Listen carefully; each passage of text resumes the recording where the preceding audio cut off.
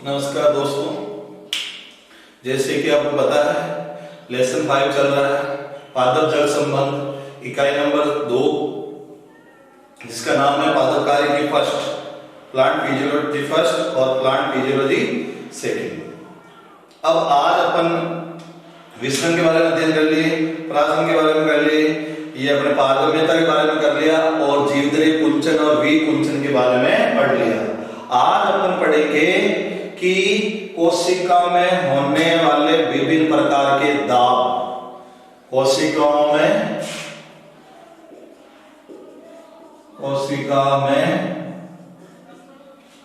विभिन्न प्रकार के दाब, कौन कौन से दाब उत्पन्न होते हैं किसके अंदर? कोशिका के अंदर। उसके अंदर सबसे पहले पढ़ते हैं परासरण दाब। कौन सा दाब? परासरण दाब। ऑस्मेटिक प्रेशर बोले तो ओपी, क्या पढ़ेंगे इसको? ओपी। परासरण दाब, आपको पता है परासरण की क्रिया होती है जिसमें विलायक के अणु अपनी अधिक सांद्रता से कम सांद्रता की ओर अर्धपारगम्य झिल्ली से होकर प्रवेश करते हैं, इसको परासरण दाब कहते हैं। अब एक बात सोचो, जैसे ये बर्तन है, कोशिका है सलत और विलयन है। कोशिका सलत है तो विलयन अंदर की ओर प्रवेश करना, अंत्यपरासरण होगा तो अतिपरासरी, नहीं अंदर की ओर होगा तो अंत्यपरासरण कराना होगा, और अंत्यपरासरण कराना है तो अपन को अल्पपरासरी विलयन लेना पड़ेगा। अल्पपरासरी, ठीक है? क्यों? क्योंकि कोशिका किस अवस्था में? सलत अवस्था। किस अवस्था में? सलत। सलत का मतलब क्या है? पिचकी हुई। कोशिका पिचकी हुई है बोले तो सलत अवस्था में है, और विलयन अपन ने ले लिया अल्पपरासरी। कौन सा विलयन? अल्पपरासरी। और अल्पपरासरी विलयन लिया तो जल के अणु, मतलब अल्पपरासरी होगा तो वहां पर परासरण कौन सा होगा? अंत्यपरासरण होगा। अंत्यपरासरण होगा तो जल के अणु कोशिका में प्रवेश करने लग जाएंगे। क्या करने लग जाएंगे? प्रवेश करने लग जाएंगे। प्रवेश करने लग जाएंगे तो धीरे धीरे कोशिका सलत से क्या होगी? स्फीत होगी। क्या होगी? स्फीत, जिसके कारण कोशिका धीरे धीरे स्फीत अवस्था में आएगी। जब कोशिका पूर्ण रूप से स्फीत हो जाती है ना, तो ये कोशिका झिल्ली अपने विपरीत दिशा में एक दाब लगाती है। क्या लगाती है? दाब। कौन लगाती है? कोशिका झिल्ली। कौन लगाती है? कोशिका झिल्ली। वापस समझो, कोशिका किस अवस्था में है? सलत। विलयन कौन सा लिया? अल्पपरासरी। अल्पपरासरी हुआ तो परासरण कौन सा हुआ? अंत्यपरासरण। अंत्यपरासरण हुआ तो जल के अणु बाहर से अंदर की ओर। धीरे धीरे कोशिका क्या होने लगी? स्फीत। क्या होने लगी? स्फीत। स्फीत होने लगी तो एक समय में पूरी पूर्ण रूप से स्फीत हो जाएगी। स्फीत हो जाएगी तो अब इसको जरूरत नहीं है किसकी? विलायक के अणुओं की। तो ये कोशिका झिल्ली क्या करेगी? अपने से विपरीत दिशा में एक दाब लगाएगी और उसी को कहेंगे परासरण दाब। क्या कहेंगे? परासरण दाब। ठीक है? जरूरी नहीं है ये स्फीत होने पर भी लगे, विलय के अणु से भी प्रभावित होता है। कौन? परासरण। और उससे परासरण दाब बढ़ेगा। तो अपन यहां किसके बारे में पढ़ रहे हैं? परासरण दाब बोले तो ओपी, ऑस्मेटिक प्रेशर। तो इसको वापस रिपीट करते हैं। कोशिका सलत अवस्था में, विलयन है अल्पपरासरी, धीरे धीरे कोशिका स्फीत होगी और कोशिका झिल्ली पर दाब पड़ेगा, और दाब पड़ेगा तो ये विपरीत दिशा में एक दाब उत्पन्न लगाएगा, विपरीत दिशा में एक दाब लगेगा, और वही दाब क्या कहलाता है? परासरण दाब। अब ध्यान रखना, ये इसके अंदर विलय के अणु ये हमेशा ही गड़बड़ करता है, विलय गड़बड़ नहीं करता, विलय गड़बड़ करता है। विलय तो बिल्कुल आसानी से चला जाता है, और विलय के अणु जाने में थोड़ी सी क्या आती है? प्रॉब्लम आती है। तो मैं कह सकता हूं अगर विलयन में विलय की मात्रा बढ़ती है तो परासरण दाब बढ़ेगा। क्या करेगा? बढ़ेगा। तो क्या परासरण दाब है जो विलय के समानुपाती होता है, विलय के समानुपाती। कौन? परासरण दाब। इसी के उदाहरण से ले लो ना, कोशिका है सलत, विलयन है अल्परासरी, और इसके अंदर मैंने क्या मिला दिए? विलय मिला दिए। विलय मिला दिए तो धीरे धीरे स्पीड कम होगी नहीं होगी? होएगी। होएगी तो परासरण की क्रिया कम होएगी? होएगी। परासरण की क्रिया कम हो रही है तो परासरण दाब क्या कर रहा है? बढ़ रहा है।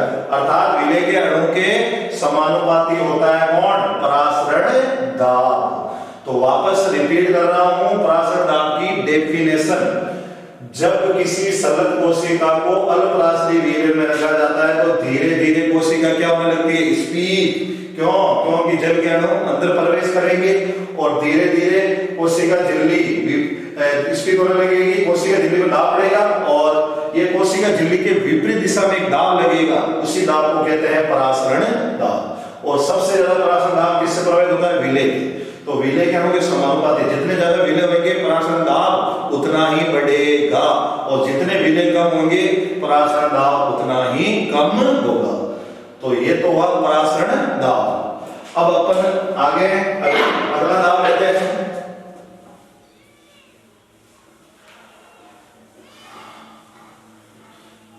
अगले दाब में अपने दो हैं, टीपी और डब्ल्यूपी। स्पीड दाब और भित्ति दाब। स्पीड दाब बोले तो ट्रेजर प्रेशर टीपी, और दूसरा लेंगे अपन भित्ति दाब। क्या लेंगे? भित्ति दाब बोले तो डब्ल्यूपी, वॉल प्रेशर। ध्यान रखना ये थोड़ा सा इंपॉर्टेंट टॉपिक है, टीपी और डब्ल्यूपी, ये दोनों का गहरा संबंध भी है। ठीक है, इसको अपन उदाहरण से समझेंगे तो थोड़ा सा क्लियर से समझ में आएगा। पहला अपन ने कौन सा देखा था? ओपी। ओपी बोले तो परासरण दाब। अब क्या देख रहे हैं? स्पीड दाब। फिर क्या देखेंगे? भित्ति दाब। फिर देखेंगे डीपीडी। ठीक है, डिफ्यूजन प्रेशर डिफिशिएट, विसरण दाब न्यूनता, ये अगला टॉपिक होगा। लेकिन अब पहले अपन ये स्पीड दाब देखते हैं। पहले देखो ये नाम क्या है? ये नाम है सर स्पीड। स्पीड का मतलब क्या होता है? वही बात है खोलना। मैंने पहले बताया था कि ये दो वर्ड आगे काम आएंगे, स्पीड और सलत। स्पीड और सलत। स्पीड का मतलब खोलना, सलत का मतलब पिचकना।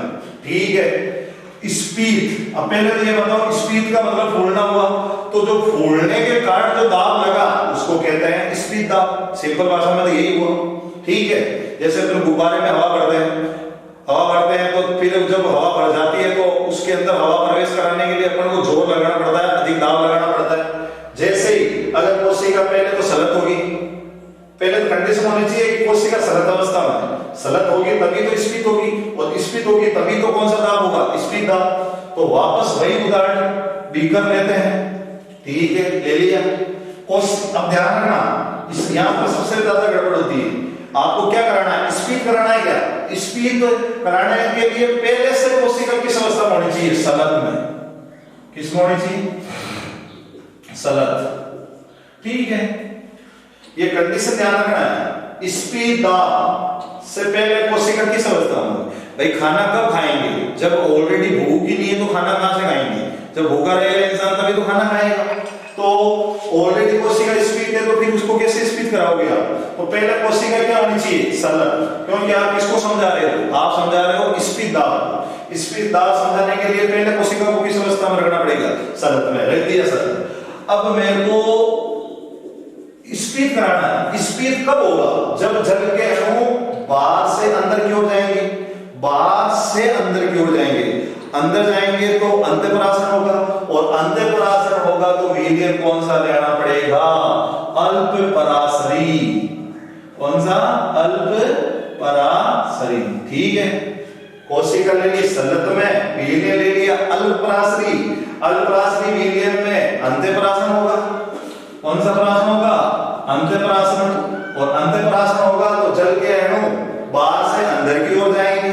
अंदर की ओर जाएंगे तो धीरे धीरे कोशिका क्या होने लगेगी? स्पीड होने लगेगी। क्या होने लगेगी? स्पीड। क्यों? क्योंकि जल के अणु बाहर से अंदर की ओर जा रहे हैं।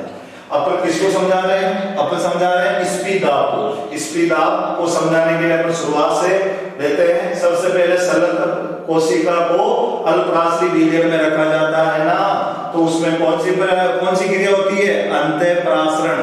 कौन सी क्रिया होती है? अंत्यप्रासरण होती है। अंत्यप्रासरण होती है तो जल के अणु बाहर से अंदर की ओर जाएंगे और जाने पर धीरे धीरे कोशिका क्या होने लगेगी?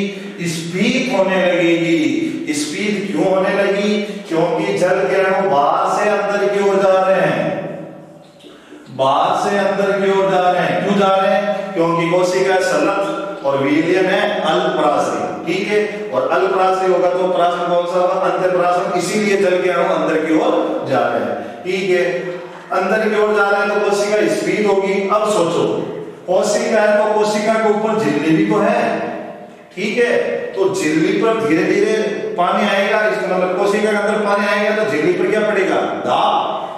क्यों? क्योंकि जल के अणु आ रहे हैं। तो इस कोशिका की झिल्ली पर धीरे धीरे क्या बढ़ने लगेगा? एक दाब बढ़ने लगेगा, अर्थात एक दाब लगने लगेगा। उसी दाब को कहते हैं स्फीत दाब। कौन सा दाब? स्फीत दाब। बोले तो ट्रेजर प्रेशर। स्फीत दाब क्यों कहा इसको? सलत दाब क्यों नहीं कहा?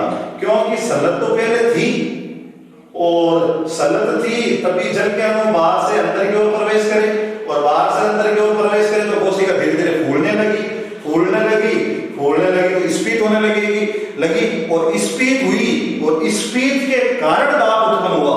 इसीलिए इसको कहते हैं स्फीत दाब। बोले तो शॉर्ट एंड स्वीट में टीपी, ट्रेजर प्रेशर, स्फीत दाब, ठीक है। सिंपल परिभाषा है, थोड़ा सा ध्यान देना है, ठीक है।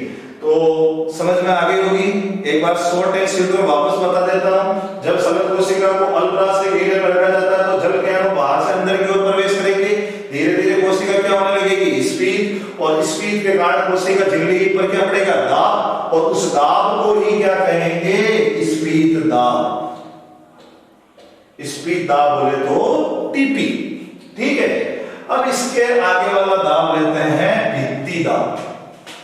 अब एक बात बताओ, भित्ति दाब है तो कोशिका पादप की होगी या जंतु की होगी? सर पादप की होगी। क्यों होगी? क्योंकि कोशिका भित्ति तो पादपों में अंदर पाई जाती है, सॉरी पादपों में पाई जाती है, पादपों के अंदर पाई जाती है, जंतुओं के अंदर तो होती नहीं, ठीक है। तो जीवाणु में वो अलग बात है। पादपों में कोशिका भित्ति सेलुलोज की बनी होती है, जंतुओं में कोशिका भित्ति होती नहीं। तो पहले ये बताओ कि आप कोशिका कौन सी ले रहे हो? हम ले रहे हैं सर पादप कोशिका।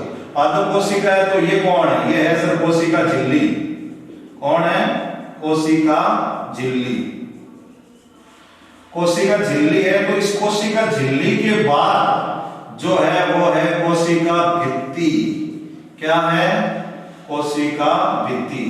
ध्यान देना है, कोशिका झिल्ली ये है, ये वाली, और ये है कोशिका भित्ति, ठीक है।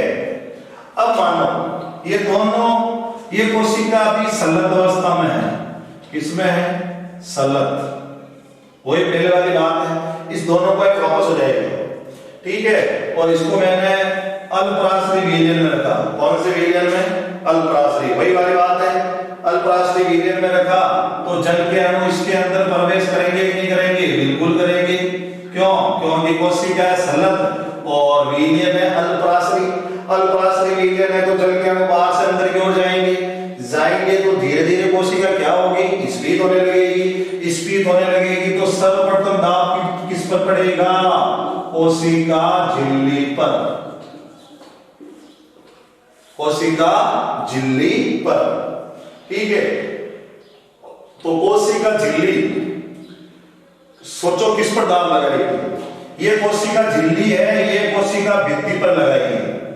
क्यों लगाएगी? क्योंकि जल अंदर की ओर आ रहा है, अंदर की ओर आ रहा है तो धीरे धीरे कोशिका क्या हो रही है? स्फीत हो रही है। क्या हो रही है? स्फीत होगी तो ये आगे धीरे धीरे किसकेगी? तो आगे कौन है? भित्ति है, तो ये भित्ति पर दबाव लगाएगी। तो मैं कह सकता हूं कोशिका झिल्ली के द्वारा कोशिका भित्ति पर जो दाब लगाया जाता है उसको कहते हैं टीपी। क्या कहते हैं? टीपी। ध्यान देना, वो भी सही है, ये भी सही है। कोशिका झिल्ली कोशिका भित्ति पर, अर्थात अंदर से बाहर की ओर, अंदर से बाहर की ओर, अंदर से बाहर की ओर कैसे हुआ? ये अंदर और ये झिल्ली है, ये किस पर लगाएगी? भित्ति पर। ये झिल्ली है, भित्ति पर लगाएगी। किस पर? भित्ति पर। कौन लगा रही है? कोशिका झिल्ली किस पर लगा रही है?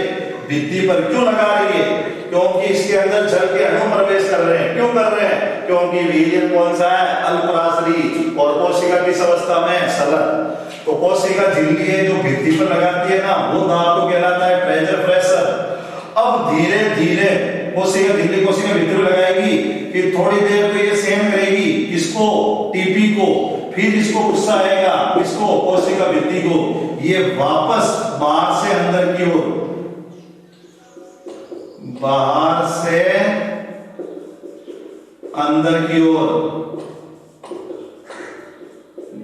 बाहर से अंदर की ओर। देखो पहले किधर लगा? अंदर से बाहर की तरफ। कौन लगाई? कोशिका झिल्ली। किस पर? कोशिका भित्ति पर। वो तो था टीपी। और अब की बार कोशिका भित्ति है जो किस पर लगा रही है? कोशिका झिल्ली पर। इसको क्या कहेंगे? इसको कहेंगे सर डब्ल्यूपी। क्या कहेंगे? डब्ल्यूपी। क्यों? देखो भित्ति का बोले तो वॉल प्रेशर, वॉल किसको कहते हैं? भित्ति को। और भित्ति कोशिका भित्ति, कोशिका भित्ति लगाती है झिल्ली पर, वो तो कहलाती है भित्ति दाब। और जो कोशिका झिल्ली लगाती है भित्ति पर, वो कहलाता है टीपी। सीधी सिंपल भाषा में बात करें तो अपन को सीधा सीधा समझ में आ जाएगा कि भाई अगर सीधा सिंपल है, कोशिका झिल्ली, कौन? कोशिका झिल्ली, कोशिका भित्ति, सीधा सिंपल है। अगर कोशिका झिल्ली है वो लगा रही है किस पर? कोशिका भित्ति पर, तो कहलाएगा वो टीपी, बोले तो प्रेशर प्रेशर। और अगर कोशिका भित्ति है वो वापस किस पर लगा रही है? कोशिका झिल्ली पर लगा रही है, तो वो कहलाएगा डब्ल्यूपी। वापस कोशिका झिल्ली लगाए किस पर? भित्ति पर, तो टीपी। और भित्ति लगाए किस पर? झिल्ली पर, तो वो कहलाएगा डब्ल्यूपी। सीधा सिंपल भाषा में याद करो। सिंपल भाषा में याद रहेगा तो उसका वर्णन याद रहेगा कि भाई झिल्ली लगाए भित्ति पर तो टीपी, और भित्ति लगाए झिल्ली पर तो डब्ल्यूपी। डब्ल्यूपी वही होगा जो भित्ति लगाएगी, और भित्ति वैसे किसको लगाएगी? झिल्ली पर। अब एक बात सोचो, अगर मैंने कह दिया, क्या कह दिया सर? अगर टीपी शून्य है तो आप डब्ल्यूपी बताइए कितना है? दिमाग लगाओ। मैंने कह दिया कि मान लो किसी कोशिका के अंदर टीपी शून्य है, शून्य मतलब टीपी लग ही नहीं रहा, तो डब्ल्यूपी कितना होगा? ठीक है सर, डब्ल्यूपी भी शून्य होगा। क्यों? क्योंकि आप सोचो, जब टीपी शून्य रहेगा डब्ल्यूपी भी शून्य रहेगा ना। कैसे? क्योंकि कोशिका किस अवस्था में थी? सलग अवस्था में। सलग का मतलब क्या था? पिछकी हुई।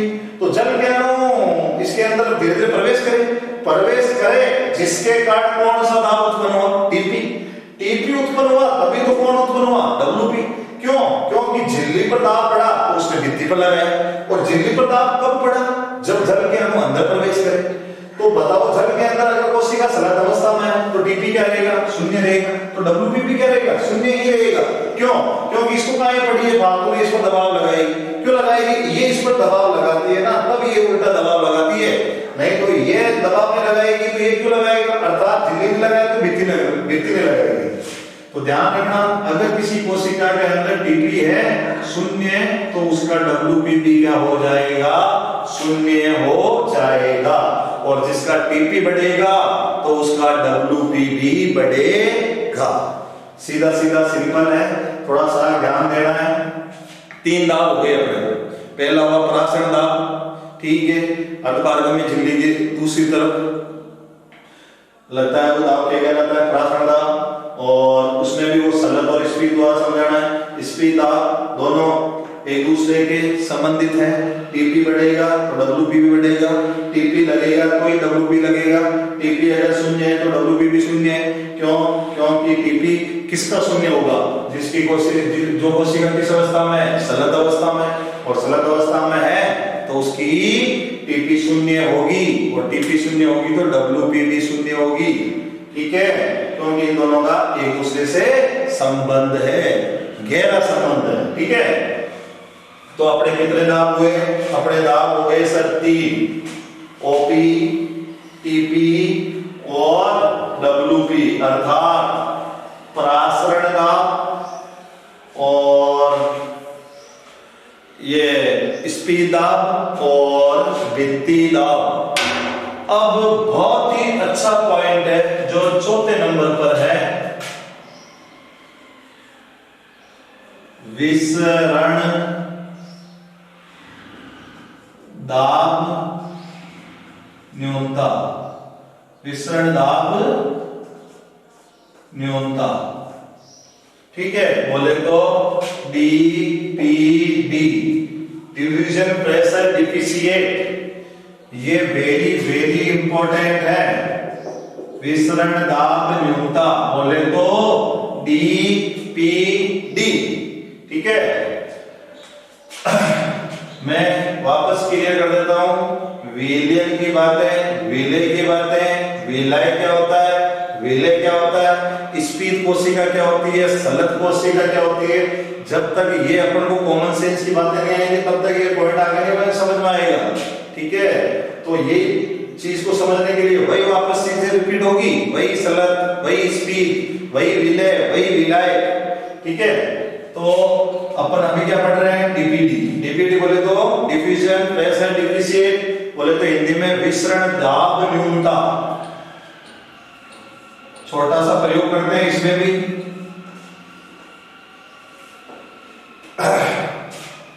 कोशिका सलत, कोशिका क्या है, सलत, ठीक है, लिख देते हैं।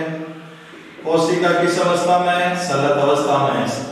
सलत अवस्था है तो डिमांड है या नहीं है, एक कॉमन सेंस की बात है। डिमांड देखो ना आप, किसके अंदर डिमांड है, डिमांड होगी तो उसके अंदर ऑटोमेटिक गति बढ़ जाएगी। पानी कम है इसके अंदर, कोशिका के अंदर, क्यों, क्योंकि कोशिका किस अवस्था में हो रखी है, सलत अवस्था में। तो मैंने बाहर क्या डाल दिया, इसके शुद्ध जल डाल दिया। शुद्ध जल बोले तो विलायक डाल दिया। क्या डाल दिया, विलायक। विलायक डालूंगा तो कोशिका के अंदर पानी की कमी है तो जल के अणु वही अंत्यप्राशन होगा, अंत्यप्राशन होगा। तो विलयन कौन सा हो गया बताओ दीजिए सर, विलयन होगा, अंत्यप्राशन है जल अल्पप्राशरी, बिल्कुल सही है। अल्पप्राशरी है तो अंत्यप्राशरण, बहिप्राशरी है मतलब अतिप्राशरी है तो बहिप्राशरण, और समप्राशरी है तो प्राशरण कौन सा होगा, समप्राशरण। अब एक बात बताओ, मैंने जो ये पानी लिया ना विलायक, ये शुद्ध विलायक लिया है, शुद्ध विलायक, ठीक है। शुद्ध विलायक लेंगे ना तो ये पानी 100 की स्पीड से प्रवेश करेगा इसके अंदर, कोशिका के अंदर। क्यों, क्योंकि पानी है जो किस अवस्था में, शुद्ध बोले तो। और आपको पता है शुद्ध पानी की पीएच कितनी होती है, 7, तो इसके अंदर इतना है। और विलय तो बिल्कुल है ही नहीं, क्योंकि बाधा उत्पन्न कौन करता है, व्यवधान कौन डालता है, विलय डालता है। और विलय इसमें मैंने भी डाले नहीं। तो आप बताओ कि कोशिका तो सब सलत अवस्था में है और विलायक है शुद्ध, तो ये फटाफट कोशिका धीरे धीरे क्या होने लगेगी, स्पीड होने लगेगी। क्या होने लगेगी, स्पीड। लेकिन मैं इसमें छेड़छाड़ करना चाहता हूं। क्या करना चाहता हूं, छेड़छाड़, कि इसके अंदर मैं विलय मिलाना चाहता हूं। क्या मिलाना चाहता हूं, विलय। और आपको पता है ये तो हमेशा परेशान करता है, कौन, विलय। ये अच्छा है, कौन, विलय, ये आसानी से चला जाता है। प्रॉब्लम तो ये करता है, कौन, विलय। अब मैंने कोशिका किस अवस्था में ली थी, सलत। विलय कौन सा लिया था, शुद्ध। तो जल किसकी स्पीड से प्रवेश कर रहे हैं, मान लो 100 किलोमीटर प्रति घंटा, उदाहरण ले लेते हैं, 100 की स्पीड से प्रवेश कर रहे हैं। अब मैंने इसके अंदर क्या मिलाया, आपने मिलाया सर विलय। क्या मिलाया, विलय। अब बताओ स्पीड कम होगी या ज्यादा होगी, स्पीड गारंटेड कम होगी। क्यों, क्योंकि पहले तो विलय था वो भी शुद्ध, और अब इसके अंदर अपन ने क्या डाल रहे हैं, विलय डाल रहे हैं। तो ये धीरे धीरे, जैसे मैंने पहले थोड़े से विलय डाले तो मान लो कि इसकी स्पीड हो गई 10, 10 कम हो गई, फिर 20 कम हो गई, फिर 30, फिर 40, फिर 50, फिर 60। ये धीरे धीरे स्पीड क्या होगी, कम होगी। जितनी ज्यादा मात्रा में मैं विलेय मिलाऊंगा ना, उतनी स्पीड क्या होगी, कम होगी। क्यों? क्योंकि ये योगदान डालता है किसके अणुओं में, विलायक के अणुओं में। इनको इनके अंदर अवरोध पैदा करता है, प्रतिरोध पैदा करता है। कौन? विलेय के अणु। और आपको पता ही है विलायक के अणु तो आसानी से चले जाते हैं किसके अंदर, कोशिका झिल्ली के अंदर, जबकि विलेय के अणु आसानी से नहीं जाते हैं। तो वापस रिपीट करते हैं, कोशिका किस अवस्था में थी, सलत अवस्था में, और किसके अंदर डाला अपन ने, शुद्ध विलायक के अंदर। तो फटाफट 100 की स्पीड से जा रहे थे कौन, विलायक के अणु। फिर मैंने इसमें क्या की, छेड़छाड़ की। छेड़छाड़ क्या की, मैंने इसके अंदर विलेय मिला दिए। विलेय मिला दिए तो स्पीड धीरे धीरे क्या होगी, इसकी कम होगी। क्यों? क्योंकि आप विलेय मिला रहे हो सर। जितने ज्यादा विलेय होंगे उस स्पीड उतनी ही ज्यादा क्या होगी, कम होगी। उतनी स्पीड क्या होगी, कम होगी। तो आप बताओ, इसको आप परासरण से पहले इसको विसरण समझते हैं, ठीक है, क्योंकि अधिक सांद्रता से कम सांद्रता की ओर, ठीक है, और अधिक सांद्रता से कम सांद्रता की ओर समझते हैं ना। तो इसके अंदर अपन ने देखा कि जो जल के अणु हैं वो अंदर से बाहर की ओर प्रवेश कर रहे हैं। तो शुद्ध विलायक है जो आसानी से प्रवेश कर जाएगा किसके अंदर, कोशिका झिल्ली के अंदर।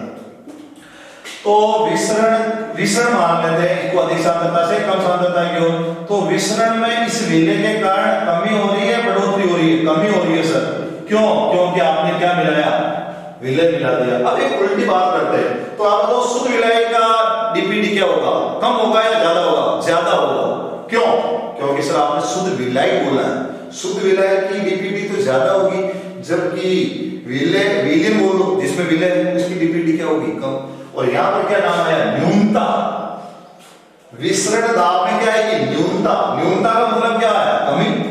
कमी कब होगी, जब विलेय होगा, विलायक होगा तो नहीं होगी। क्योंकि अपन के किताब में पहली लाइन लिखी है कि शुद्ध विलायक का विसरण दाब अधिकतम होता है। क्या लिखा, शुद्ध जल का विसरण दाब क्या होता है, अधिकतम होता है। अर्थात शुद्ध जल की डीपीडी होगी क्या होगी, ज्यादा, और अशुद्ध जल की डीपीडी क्या होगी, कम। क्यों? क्योंकि उसके अंदर से क्या होंगे, विलेय होंगे। तो अपन सीधा सीधा मान लेते हैं कि किस पर डिपेंड कर रहा है, सीधा ये सर सीधा डिपेंड कर रहा है विलेय पर। किस पर डिपेंड कर रहा है, विलेय पर। ठीक है, अब अपन डीपीडी को वापस क्लियर से समझते हैं। पहले तो शुद्ध जल की डीपीडी अधिकतम होती है। शुद्ध जल की डीपीडी क्या होती है, अधिकतम, ठीक है। और जब इसमें विलेय मिलाया जाता है तो डीपीडी धीरे धीरे घटती है। क्यों? क्योंकि ये अवरोध पैदा करते हैं, कौन, विलेय के अणु, ठीक है। अब किसी सलत कोशिका को किसमें डाला आपने, आप विलेय का छोड़ के अपना बोलते हैं भाई शुद्ध विलायक में डाला, शुद्ध विलायक में डाला। तो जल के अणु में रिपीट कर रहा हूं वापस, तो जल के अणु किसकी स्पीड से जा रहे थे, 100 की स्पीड से। तो आपने छेड़छाड़ की तो विलेय के अणु मिलाए, विलेय के अणु मिलाए तो स्पीड में क्या हुई, कमी हुई। और इसके कारण विसरण दाब क्या हुआ, धीरे धीरे कम हुआ। क्या हुआ, कम हुआ। और इसी को क्या कहते हैं, विसरण दाब न्यूनता। क्या कहते हैं, विसरण दाब न्यूनता। और शुद्ध जल की डीपीडी कितनी होती है, अधिकतम होती है। अब एक बात बताओ, इस विसरण दाब न्यूनता को एक नया नाम दे सकते हैं क्या, क्या दे सकते हैं सर, चूषण दाब। कौन सा दाब, चूषण दाब। क्योंकि इस चूषण दाब क्यों बढ़ा, क्योंकि इस डीपीडी के कारण ये कोशिका पानी को क्या कर रही है, चूस रही है। चूस रही मतलब खींच रही है, डीपीडी कारण। क्योंकि सोचो विलेय नहीं थे, क्या था, विलायक था, और कोशिका किस अवस्था में थी, सलत में। तो आप बताओ ये कोशिका इस पानी को चूस रही नहीं थी, तो या चूस रही थी या नहीं चूस रही थी, चूस रही थी। तो डीपीडी कारण चूस रही थी ना, तो इस डीपीडी आप डीपीडी को चूषण दाब कह सकते हैं, क्योंकि इसी के कारण ही पानी क्या होता है, एब्जॉर्ब होता है। किसके द्वारा, कोशिका के द्वारा। तो एक उपनाम पड़ गया इसका, डीपीडी का, क्या, चूषण दाब। कौन सा दाब, चूषण दाब। चूषण दाब कह सकते हैं किसको, डीपीडी। ठीक है सर। तो क्लियर हो गया। इसको नोट्स में भी अपन कन्वर्ट कर सकते हैं डीपीटी। शुद्ध जल की डीपीटी अधिकतम होती है क्योंकि उसके अंदर विलय की मात्रा नहीं होती है। जैसे किसी सलग कोशिका को शुद्ध विलायक में डाल दिया जाता है तो तीव्र गति से जल के अणु कोशिका में प्रवेश करेंगे और इस समय डीपीटी क्या होगी, अधिकतम होगी। और जैसे ही इसमें क्या मिलाना शुरू कर दिया जाए, विलय, तो धीरे धीरे डीपीटी क्या होगी, कम होगी। जितने ज्यादा विलय रहेंगे डीपीटी उतनी क्या होगी, कम होगी, अर्थात विसरण दाब न्यूनता उतनी बढ़ जाएगी। सब कुछ निर्भर करता है विलय के अणुओं पर। किसके अणुओं पर, विलय के अणुओं पर। और इसी के कारण डीपीटी क्या करती है, बढ़ जाती है। तो सीधा सीधा क्लियर है, कोई सलत और स्पीड वाली बात है, ठीक है। और विलय के अणु ही है जो प्रभावित करते हैं। कोई इसमें कोई डाउट हो, कोई कंफ्यूजन हो तो मेरे को कमेंट्स बॉक्स में लिखना, मैं उसका आंसर दे दूंगा, ठीक है। और जो भी कोई प्रॉब्लम है वो मेरे को कमेंट्स बॉक्स में लिख देना, ठीक है ना।